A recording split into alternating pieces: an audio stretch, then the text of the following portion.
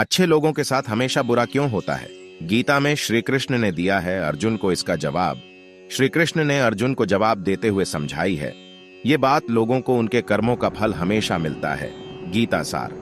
आपने महसूस किया होगा कि जो लोग अच्छे कर्म करते हैं वो परेशान रहते हैं, वहीं जो बुरे कर्म करते हैं वो खुशी से रह रहे होते हैं। अच्छे कर्म करने वाले परेशान होते हैं कि आखिर उन्हें इतनी परीक्षा क्यों देनी पड़ रही है, जबकि जो अधर्म की राह में हैं वो खुश हैं और जिंदगी का लुत्फ उठा रहे हैं। अगर आपके मन में भी ये सवाल आया है तो आज हम आपको इसका जवाब देंगे। ये जवाब वो है जो भगवत गीता में लिखा है और श्री कृष्ण ने अर्जुन को दिया था। भगवत गीता में वर्णित कथा के अनुसार जब भी अर्जुन के मन में कोई दुविधा होती थी तो वो श्री कृष्ण के पास पहुंच जाते थे। एक बार की बात है, अर्जुन ने भगवान श्री कृष्ण के समीप आकर कहा कि वो दुविधा में हैं और इसका जवाब वो श्री कृष्ण से चाहते हैं। श्री कृष्ण ने पूछा कि क्या सवाल है?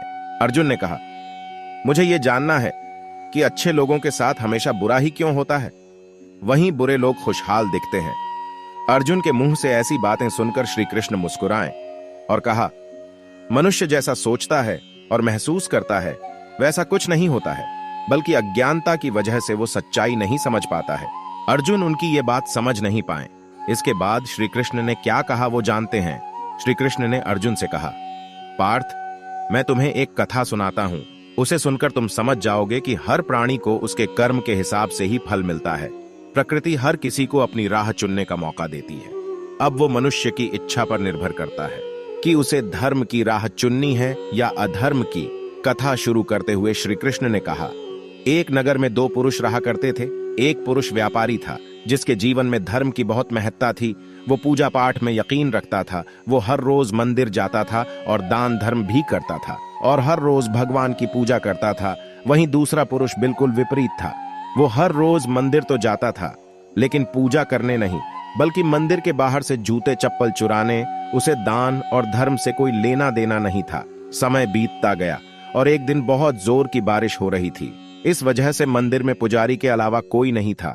ये बात जब दूसरे पुरुष को पता चली तो उसने कहा कि ये सही मौका है मंदिर का धन चुराने का। पंडित से नजर बचाकर उसने मंदिर का सारा धन चुरा लिया। उसी समय धर्म कर्म में विश्वास रखने वाला व्यक्ति भी मंदिर पहुंचा। दुर्भाग्य से मंदिर के पुजारी ने उसे ही चोर समझ लिया और चिल्लाने लगे। वहां लोग एकत्र हो गए और उसे बहुत मारा। किसी तरह वो बचते बचाते वहां से निकला तो दुर्भाग्य ने उसका साथ वहां भी नहीं छोड़ा। मंदिर के बाहर वो एक गाड़ी से टकरा गया और घायल हो गया। फिर वो व्यापारी लंगड़ाते हुए घर जाने लगा तो रास्ते में उसकी मुलाकात उस पुरुष से हुई जिसने मंदिर से धन चुराया था। उसने कहा, आज तो मेरी किस्मत चमक गई, एक साथ इतना सारा धन मिल गया। ये सब देखकर उसे बहुत बुरा लगा और उसने अपने घर से भगवान की सारी तस्वीरें निकाल दी। कुछ सालों बाद दोनों पुरुषों की मृत्यु हो गई। मरने के बाद जब दोनों यमराज की सभा में पहुंचे और भले पुरुष ने दूसरे व्यक्ति को देखा तो उसे बहुत गुस्सा आया। उसने क्रोधित होकर यमराज से पूछ ही लिया, मैं तो हमेशा अच्छे कर्म करता था, दान में विश्वास रखता था, उसके बदले जीवन भर मुझे अपमान और दर्द ही मिला और इस व्यक्ति को नोटों से भरी पोटली। आखिर ऐसा भेदभाव क्यों? इस पर यमराज ने कहा, पुत्र, तुम गलत समझ रहे हो। जिस दिन तुम्हारी गाड़ी से टक्कर हुई थी वो दिन तुम्हारे जीवन का आखिरी दिन था, परंतु तुम्हारे अच्छे कर्मों की वजह से तुम्हारी मौत सिर्फ एक छोटी से चोट में बदल गई। तुम इस दुष्ट व्यक्ति के बारे में जानना चाहते हो। दरअसल इसके भाग्य में राजयोग था, मगर इसके कुकर्मों और अधर्म की वजह से वो सिर्फ एक छोटी सी धन की पोटली में बदल गया। कथा सुनाने के बाद श्री कृष्ण अर्जुन से कहते हैं, पार्थ, क्या अब तुम्हें तुम्हारे सवाल का जवाब मिल गया? ऐसा सोचना कि भगवान तुम्हारे कर्मों को नजरअंदाज कर रहे हैं, ये बिल्कुल भी सत्य नहीं है।